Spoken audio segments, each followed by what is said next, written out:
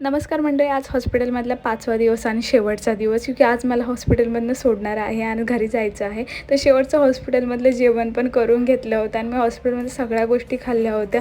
चपाती भाजी असं बोलतात की नाही काय खायचं असतं, पण मी सगळ्या गोष्टी हॉस्पिटलमध्ये खाल्ल्या होत्या फ्रूट्ससोबत.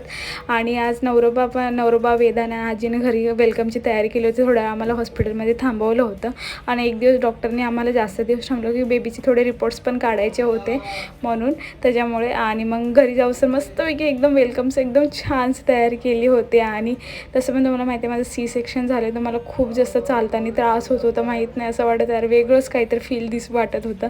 पण जाऊन दे, हळूहळू आता नीट झाली आहे आणि एकदम मस्त वेलकम केलं होतं घरामध्ये. मला तर खूप आवडलं डेकोरेशन. असं वाटतं यार बाहेरनंच केलं होतं, एवढं सुंदर केलं. तर आज माझ्या बेबीची 5वी पण होती आणि 5वीची मला तयारी खूप मस्त करायची होती, पण काही जमलं नाही. मग छोटंसंच 5वीची तयारी केली होती, तेच केलं आणि असा दिवस संपला. भेटू त्याच्या बाय.